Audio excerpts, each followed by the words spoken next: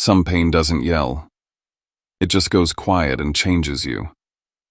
Imagine standing at your brother's engagement party surrounded by champagne and fake smiles.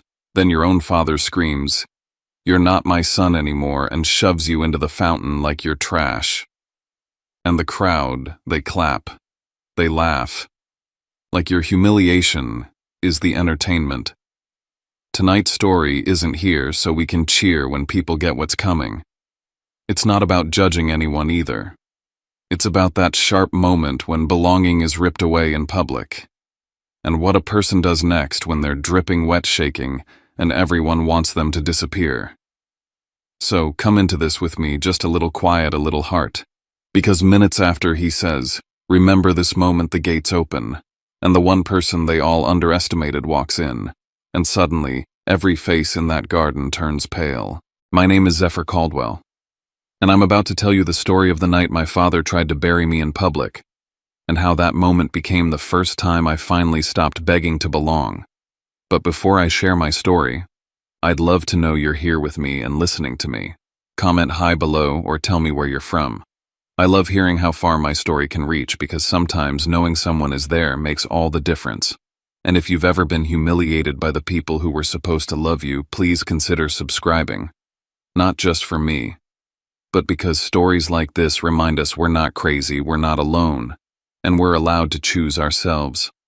Thank you. And now, let me tell you everything. I was back in Charleston. Magnolia Crest Manor looked exactly like the last time I saw it. Too pristine. Too staged, like the house itself was trying to convince you it wasn't haunted.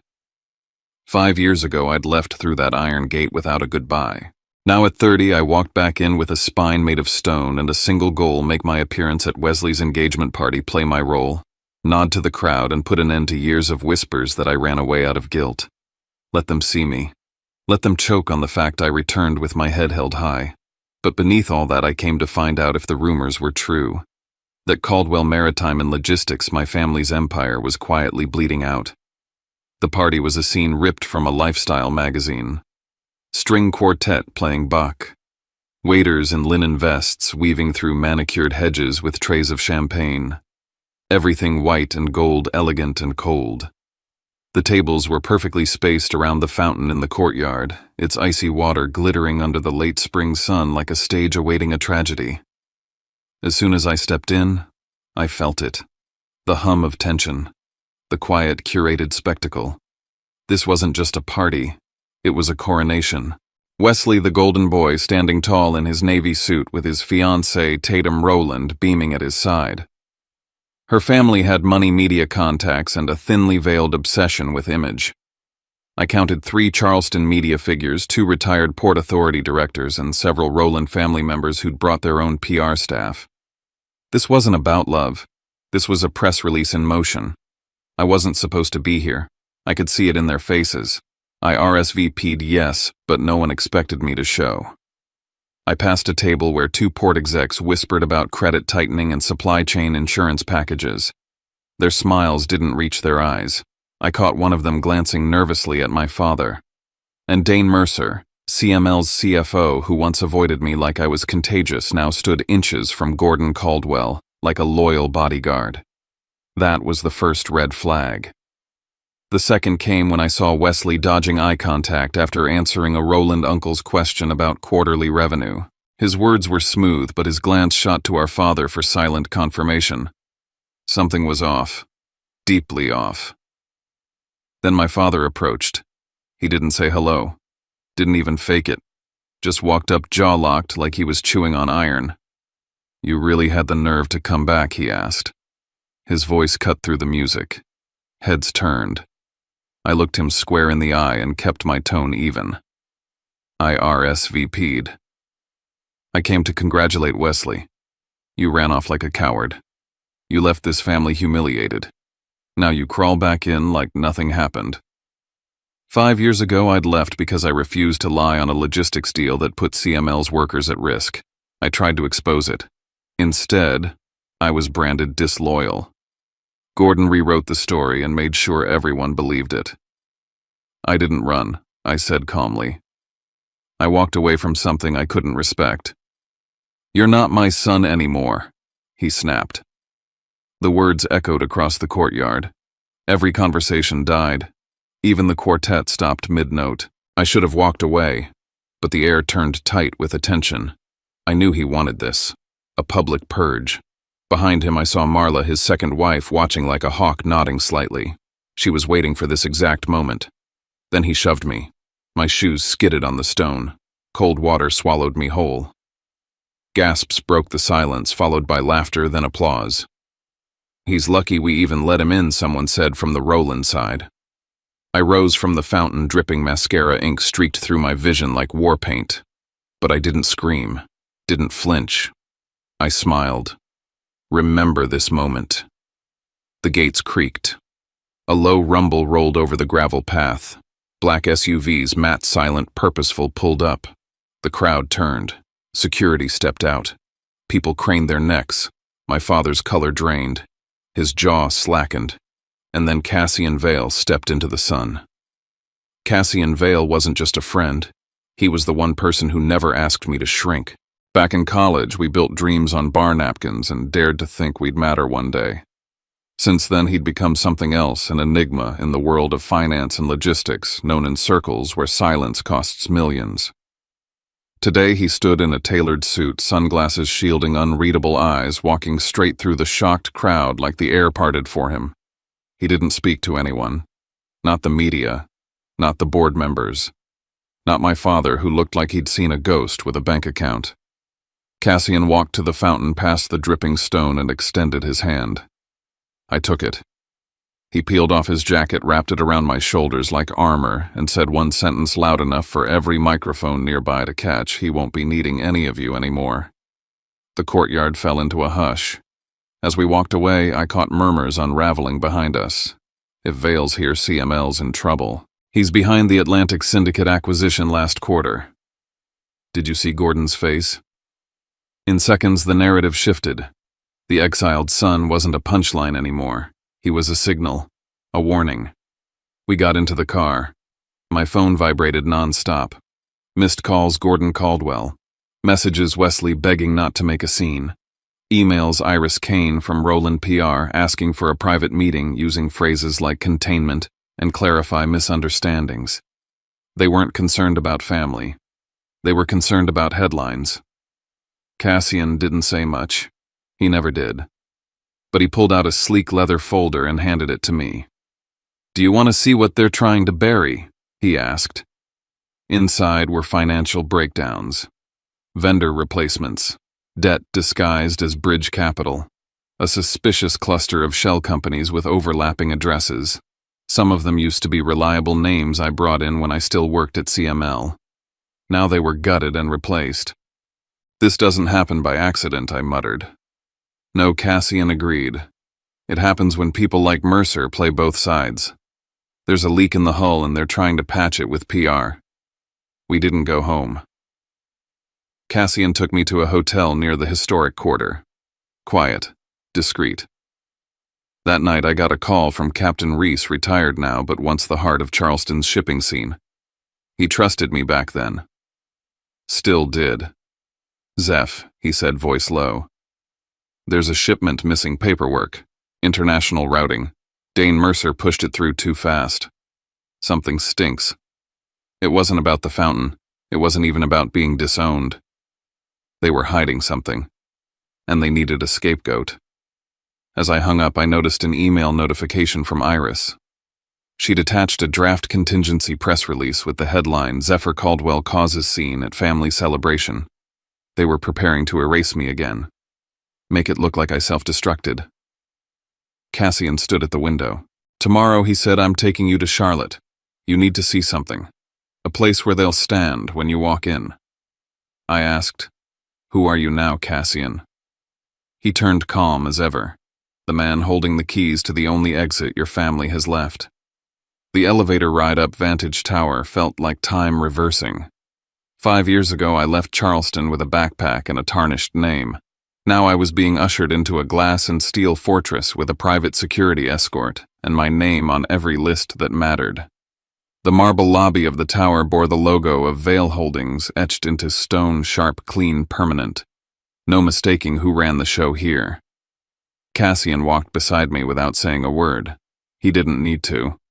The gesture said enough I wasn't a guest in someone else's empire. I was walking into a boardroom I now owned a majority of. Inside the room was humming with quiet, expensive tension. A long walnut table stretched beneath pendant lights. Legal counsel, financial advisors, forensic auditors. It was a surgical team ready to dissect something dying. Gentleman Cassian said, calm and precise. This is Zephyr Caldwell. From this point forward, he is not merely involved. He is the primary stakeholder. Silence. Then nods, the kind that signaled alignment, not shock. They had known. Cassian had prepared the battlefield long before I arrived. A woman from the legal team pulled up a slide deck. It broke down the structure Cassian and his acquisition fund had been building quietly for over a year, buying shares through forgotten stakeholders, purchasing convertible debt, acquiring silent proxies from smaller funds. And then came the reveal, 51% ownership in my name. Not Cassian's. Mine. I stared at the numbers, the chain of transfers, the legal signatures. I asked Cassian why me, because it was yours to begin with, he said. It wasn't sentiment. It was strategy. No one would expect the disowned son to return as the majority shareholder. That shock alone would disarm everyone long enough for us to act. The auditors took over. Charts, timelines, diagrams. They pointed out 3 specific anomalies. First, a pattern of vendor replacement, all new. All tied to shell corporations with shared back-end addresses in Wyoming and Delaware. Second, multiple insurance contracts signed with extremely high premiums and strange exclusion clauses designed not to cover risk, but to create layers of legal noise. Third, intercompany transfers to CML subsidiaries that appeared to push debt off the books for quarterly reporting. Smoke and mirrors. The worst part. These moves didn't just put CML in a vulnerable state. They rigged it to implode. One wrong demand from a creditor and the whole structure would fold. Cassian leaned toward me. If this comes to light, the Rowlands will bail. Wesley will be left holding a ring with no bride. And your father, he'll have no one left to hide behind. I nodded. So we don't make it public. Not yet. We agreed to initiate a formal internal review under my authority. Everything looked legal, surgical, and necessary. No press, no noise, just control. But I added one condition: the review meeting would take place at Magnolia Crest Manor. I wanted them to sit in the same house where I'd been publicly thrown into a fountain and forced to drown with my dignity. Just before we wrapped, my phone buzzed. Wesley. You need to stop his message read. I don't know what's happening, but whatever you're doing, it's going to break everything. He didn't sound angry. He sounded lost. Maybe he really didn't know. Maybe Gordon had kept him in the dark, or maybe he was playing dumb. Either way, I didn't reply. Let him wait. I drafted the meeting summons that afternoon to Board of Directors, Senior Management, Caldwell Family, from Zephyr Caldwell. Majority shareholder subject, internal review session date, Friday 10:00 a.m. location, East Conservatory Hall, Magnolia Crest, Manor, attendance mandatory. As I was leaving, Cassian's lead counsel handed me a slim file. Something else you should see. We found this while cross-referencing trust records. The title on the front stopped my breath. Eleanor Caldwell Trust, my mother's name. A trust I hadn't seen since I was a teenager. Inside was a ledger entry and a note in unfamiliar handwriting. It said only one thing: do not allow Gordon to access Zephyr's inheritance. Suddenly, this wasn't about a company anymore. This was about everything they took from me and how much they never expected I'd find again. The last time I stood in the East Conservatory Hall of Magnolia Crest Manor, I was a kid in a navy jacket at my grandfather's memorial, listening to Gordon deliver a speech about legacy. Today I came back wearing silence like armor. The hall was a glass cathedral of power marble floors, soaring columns, morning light flooding in through tall windows. The fountain outside burbled quietly in the distance as if mocking me. I stared at it briefly. No anger, just clarity. That water wasn't my grave. It was a witness. I stepped into the hall at 9:45 alone. No Cassian, no entourage, just me and the weight of my name. Cassian, by design, waited in a private room down the hall with his legal and audit team. If anyone accused me of being his puppet, I wanted them to see there were no strings. By 10:02, they had all arrived. Gordon Caldwell sat at the far end, arms crossed, jaw clenched. Marla sat beside him in a pearl suit, sipping tea like this was brunch. Wesley was flanked by Tatum Rowland, whose expression gave nothing away. Dane Mercer sat near the center, visibly sweating, though he kept dabbing it discreetly. Two of the older directors looked like they hadn't blinked in a while. And beside them, a woman from the independent audit firm I'd hired that morning unpacked her notes. I opened the meeting. This internal review is being conducted under majority shareholder authority. All statements are being recorded and will be entered into the corporate record. Gordon laughed. Are we pretending now? Is this a play you're directing? I didn't flinch. Your comment is noted and will be included in the minutes. Please keep all further responses within the scope of financial inquiry. That shut him up. I walked them through a precise timeline. Vendor changes, insurance contracts, debt structure. Everything laid out clean, clinical, irrefutable. I could feel the heat rising in the room. Mercer looked ready to choke on his own saliva. Then I presented a document. One they hadn't seen. A projection model verified by the audit firm showing that without the restructuring moves Cassian and I initiated through proxy firms, CML would have breached multiple loan covenants. Within 3 months, the banks would have come knocking. Silence. I looked directly at Gordon. You're all here because the company survived something you didn't even know was happening. Not because of you, in spite of you. He stared at the floor. Tatum was the next to speak. Her voice was smooth, businesslike. We'd like Dane to explain the debt ratios before the wedding contract finalizes. The Rowland family expects full financial transparency moving forward. Wesley looked at her like he'd just been stabbed. Wait, he said. What wedding contract? She didn't even blink. There are conditional clauses tied to the merger. So that was it. Love had nothing to do with it. Wesley was only useful if he inherited something solid. Then came my turn to strike. I asked Dane 3 direct questions about a vendor switch, why they changed, who owned the new vendors, and what the service fee clauses were. Dane fumbled. He cited confidentiality. He mumbled about streamlining. I gave the signal. The auditor stood and read a summary: vendor addresses, overlapped invoices, bounced between subsidiaries, consulting fees routed back to an offshore account. The air in the room changed. Then Marla flinched. At the mention of a company called Harbor Bridge Solutions, she turned sharply and hissed something toward Dane under her breath. That was all I needed. I said nothing. But I filed that look. It was proof. I closed the meeting with a hammer.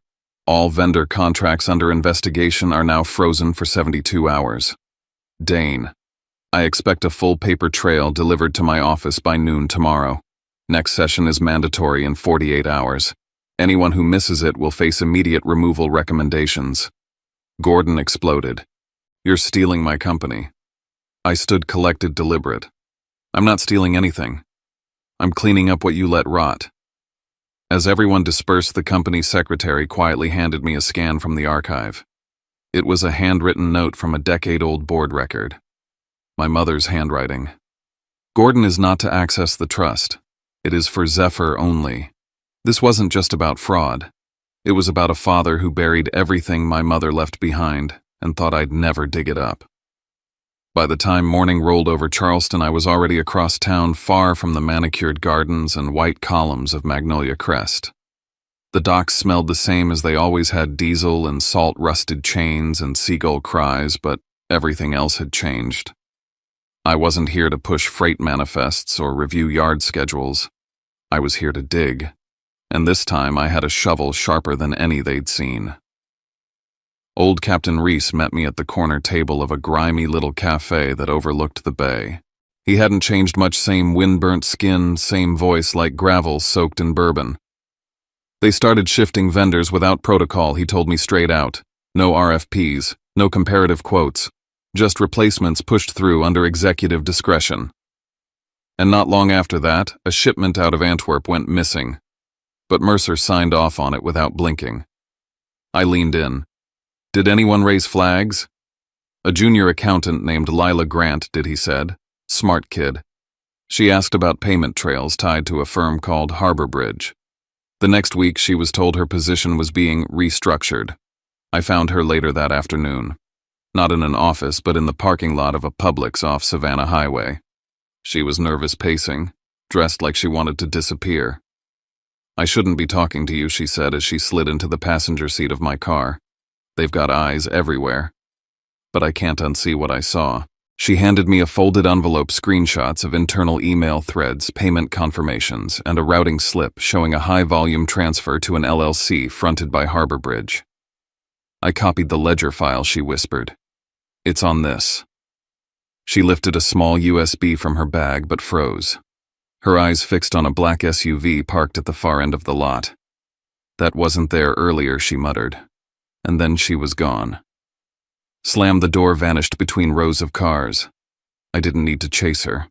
I'd seen enough to know they were monitoring everyone who touched the story. An hour later, the second front opened. A local blog dropped an article titled, Zephyr Caldwell Crashes Engagement Party Disrupts Family Celebration. It painted me as a bitter heir, lashing out, pushing false accusations, jeopardizing Wesley's wedding out of spite. Right on cue, Iris Kane emailed me with her signature arrogance wrapped in legalese. We believe it's in everyone's interest to de-escalate. If you agree to step back from CML, we will ensure this narrative does not gain wider traction. Let's protect your legacy quietly. I deleted it. If they thought I was afraid of being dragged, they forgot that I already drowned once. I wasn't going under again. That evening, Wesley texted me. Just coordinates, no explanation. A bar downtown where the light was always low and cameras were discouraged. He was already 2 drinks in when I arrived. You need to stop, he said without looking at me. You're making Tatum nervous. The Rowlands have lawyers reviewing exit clauses. I stirred my drink. Are you here to negotiate? I'm here to ask what the hell you're doing. I let the silence settle before asking, do you know the name Harbor Bridge Solutions? His reaction was genuine, confused, blank. No. Should I? You should, if you're going to inherit a company bleeding money through it. He shifted. All I know is Dad's been pulling strings. He said it's temporary, that it's all to keep things stable. Stable for who, I asked, you or him? He didn't answer, because he didn't want to. Because wanting the wedding, the name, the throne, it all meant more to him than the truth ever would. That night, Cassian called. They're making moves, he said. Your father's filed for a temporary injunction to block your management rights. On what grounds? That you're mentally unfit, that you're being manipulated, that your return is motivated by personal vendetta, not corporate governance. A familiar ache opened in my ribs. I remembered 5 years ago when they whispered that I was unwell, when they fed the press and the partners the story that I'd cracked under pressure. This wasn't new. This was a rerun with higher stakes. I needed leverage and I needed it fast. The next morning, I brought the note from my mother's trust to a specialist in estate law. He read it carefully. If this trust exists, he said, there will be physical documentation, a will of filing, a bank record. These things can't vanish completely. So I made a list. First, the law office that handled the Caldwell estate. Second, the vault at Charleston Federal where the family kept records. Third, the locked archive room at Magnolia Crest itself. Before I left, I returned to the study in the west wing of the manor, the room Gordon used to call his sanctum. The drawers were locked. New locks, too. Fresh shine on the metal. I found the wall safe hidden behind a painting. It had pry marks recent. Someone had tried to get in or had already succeeded. When I finally cracked it open, it was empty, except for a torn scrap of paper wedged in the bottom. It read, Lake Jocassee has been sold. The page smelled faintly of mildew and cedar. I knew that place, a lakeside cabin, a place my mother loved, and now it was gone. The war room was a windowless conference space in CML's Charleston office. The walls were covered in printouts, string maps, digital forensics logs. Cassian had his best people stationed across disciplines legal financial data security. We had 48 hours to choke the artery before the infection reached the heart. I gave them one directive: freeze everything related to Harbor Bridge. Cassian nodded to his team. No loose ends, no silent approvals. We hold the gate. Within an hour, the fightback began. Dane Mercer sent a company-wide memo blaming operational delays on unauthorized interventions by my office. He framed the vendor freeze as reckless and cited urgent shipping disruptions as proof. The board started buzzing. One major partner sent a notice of concern implying a breach of SLA terms. It was a classic hostage situation play ball, or the company bleeds out. Cassian looked at me. We either cave or we prove where the poison's coming from. His IT forensics team struck gold. Buried in archived transfers was a routing path that ran through a trust account styled like a generic family office. But the beneficiary, a holding company registered under a different name, one linked to Marla through a side investment fund she managed 10 years ago. It wasn't just fraud now, it was embezzlement. But the clock ticked louder. Our legal counsel received word that the court had accepted Gordon's injunction request for urgent consideration. He'd built a file claiming I was unstable, guided by an outside influence Cassian, and incapable of objective leadership. This wasn't just about the courtroom. This was about headlines. They weren't trying to win legally. They were trying to drown me in narrative. Meanwhile, I couldn't shake the paper from the safe Lake Jocassee has been sold. Something about that sentence gnawed at me. Cassian and I drove upstate. The cabin had always been my mother's retreat. But now it sat empty, its windows boarded. We tracked the sale through county records, transferred to a property shell through an expedited transaction. The broker, a tired man in khakis and a fleece vest, remembered something else. There was a woman, he said, mid-50s, signed for the seller, said she had power of attorney. Think her name was Marla. He even remembered the car, a black sedan with Charleston plates. Back in the car, I felt the edges of something dangerous starting to coalesce.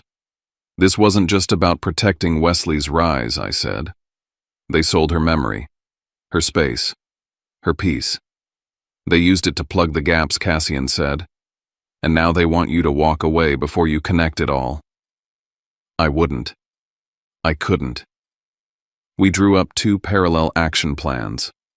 The first, respond to the injunction by filing a countermotion proving fiduciary intent. I had to show that I wasn't retaliating, I was protecting the company from quantifiable fraud.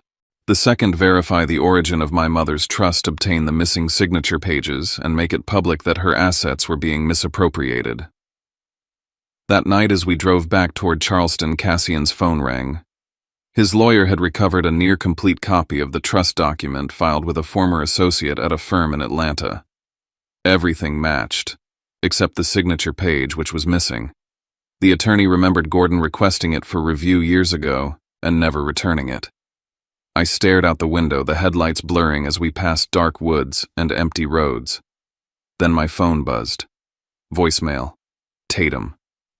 Her voice was cold. If you don't bring the truth forward, I'll go digging myself. And when I do, the wedding won't be the only thing we cancel. I replayed it twice. This was no longer an internal audit. This was war. The morning of the hearing, I arrived at the war room before anyone else. The air smelled like stress and old coffee. Half the lights were still off. This wasn't just a legal maneuver anymore, this was a firewall between truth and erasure. The IT forensics team had wrapped up their final sweeps overnight. Email chains were copied, server data mirrored, and every vendor payment tied to Harbor Bridge was cleanly logged with a proper chain of custody. The independent auditors sealed their preliminary report, flagging not just suspicious payments, but structural risk tied directly to vendor manipulation.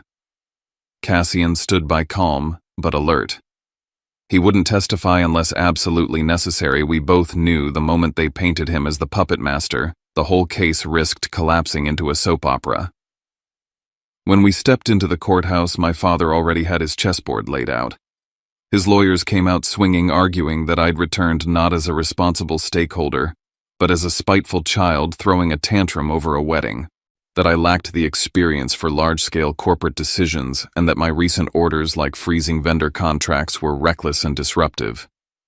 They painted Cassian as the whispering devil on my shoulder, a manipulator with financial motives. I didn't react. That was their trap. They wanted me emotional, defensive, off balance. Then the judge called in Wesley. He looked polished, like a man groomed for public trust.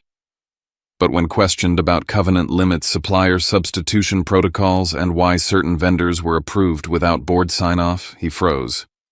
I'm not sure. I wasn't involved in those specifics. The courtroom stirred. One of the Roland representatives leaned toward another and whispered something sharp. The cracks were showing. I took the stand next. No dramatics, no mention of fountains or family. Just numbers, clauses, and documented facts. I explained how diverting payments through Harbor Bridge and its related shells would break CML's lending covenants within 60 days. I highlighted the insurance policy exclusions that would strip our supply chain coverage if fraud was proven. Then I laid out the physical addresses, how Harbor Bridge and 2 other vendors shared not only a building but administrative contacts. The overlap was so flagrant it practically confessed. The judge leaned forward. His tone changed. He no longer saw a messy family brawl. He saw corporate risk mitigation. Then Cassian's legal team presented the forensic trail consultancy fees funneled through a family office trust linked to Marla. My father's attorneys objected, claimed it was circumstantial, but the data was clean. The audit firm had verified its integrity. And when Marla was asked directly if she had any connection to Harbor Bridge, she didn't answer. She scoffed. She looked away. But she didn't answer. The tension shifted. This wasn't about who was right anymore. It was about who had something to hide. In the closing arguments, my father's lawyer tried to swing the pendulum back. "Mr. Caldwell," he said, "isn't it true you've long felt alienated by your family, that this is your way of punishing them?" I didn't flinch. No. It's true that I've felt alienated. It's also true that my mother trusted this company to people who have drained it. I came back because I have a responsibility to stop that. My father glared at me like he wanted to burn through the walls, but the performance didn't land this time. The judge ruled the injunction request was denied, save for limited areas where oversight would be maintained. I retained full authority to continue my audit to freeze high-risk vendors and to enforce new financial controls pending further review. But before I even left the building, the counterstrike landed. Iris Kane released a press piece within minutes. The Caldwell legacy under siege, Zephyr Caldwell stages corporate coup. Accompanied by a photo of me looking tired framed to make me seem ruthless. I barely glanced at it. My phone buzzed again. A private meeting had been scheduled that night. At a hotel conference room in downtown Charleston. Present the full CML board, the Roland family legal counsel, and everyone who had something to gain or lose in this war. And as I was leaving the courthouse, my attorney handed me a second envelope, inside a near-complete trust document. It was all there, except one thing. The final signature page had been torn out, deliberately. The hotel conference room was cool, modern, and intentionally impersonal. Unlike the family estate, this place had no ghosts in the walls, no shadows of my childhood, no roses trimmed by guilt. I stood at the head of the table. Across from me sat Gordon, Marla, Wesley, and Tatum. Alongside them, 2 Roland delegates with resting expressions of calculation. On my side, the board members of CML, our legal counsel, and the lead forensic auditors. Cassian sat off to the side, expression unreadable. I opened without pleasantries. This meeting will be recorded and transcribed. 2 agendas. First, financial misconduct tied to Harbor Bridge Solutions. Second, the trust of my late mother. No one objected. The auditors began. Page after page, they laid out the vendor collusion. Money routed through shell entities. Payments misclassified as consulting. Files scrubbed and re-entered. Then they addressed Dane Mercer. "We've traced multiple approvals to your credentials. Either you signed them knowingly or someone used your access." Dane looked around the room. No one came to his defense. "I was told to expedite," he said finally, "by Gordon. And Marla handled the consulting paperwork. I wasn't looped on the funding source." His voice cracked. They said it would keep operations fluid. And just like that, the dam broke. One of the Rowland lawyers turned to Tatum and whispered urgently. She didn't look at me, but her eyes were glassy. The Rowlands laid their cards on the table. If CML is implicated in active fraud, the spokesperson said we will suspend all joint ventures, advertising arrangements, and wedding endorsements. Wesley looked like someone had pulled the floor out from under him. You told me it was stable, he whispered to Gordon. You said it was all temporary. Because it was supposed to be, Gordon hissed, until he showed up. But I wasn't done. My lawyer stood and held up the document I'd been handed. This, he said, is a nearly complete copy of Rebecca Caldwell's trust document. It was found in the family firm's microfilm archive. The final signature page is missing, but every pagination mark, every register confirms it existed. He slid the copy forward. Our office then requested a secondary archive from a bank that held a backup. And from that source, we recovered the signed final page. He placed the last page on the table. It bore my mother's name, her handwriting, and the notarized seal of a Charleston official. It was real. I pulled out one more piece, a handwritten letter from my mother to me, short but unmistakably hers. If this trust survives me, protect it the way I once protected you. I let the room breathe in the silence. Then I added the final puzzle pieces. The Lake Jocassee property was sold by a representative acting on Marla's behalf. The funds were never disclosed to the board. They were rerouted to CML accounts and marked as operating infusions. I didn't accuse. I didn't dramatize. I named what happened: theft, breach, deception. I looked at the board. I'm not asking you to choose between me and Gordon. I'm asking you to protect this company. When I think back on that night, I don't remember the sting of the water as much as I remember the sound of people clapping. Not because it hurt my pride, but because it showed me how easy it is for a room to forget someone's humanity. And maybe that's the part we all recognize the moment we realize we're not being seen as a person anymore, just a problem to manage, a joke, to share a story, to spin. But here's what stayed with me after the lawyers and the meetings and the headlines faded. I didn't win because I crushed anyone. I won because I stopped begging to belong in places that only loved me when I was quiet. Sometimes what changes a life isn't revenge, it's clarity. The kind that helps us walk away without hatred and still keep our heart intact. If this story sat with you in any way, I'd love to know you're here. If you feel like it, leave a few words in the comments, maybe where you're watching from or a moment you had to choose yourself. And if you want, you can subscribe, not as a favor to me, but as a way to join a small corner of the internet where we listen first and speak gently when we're ready. Thanks for spending this time with me. Take care of yourself, and I'll see you in the next story.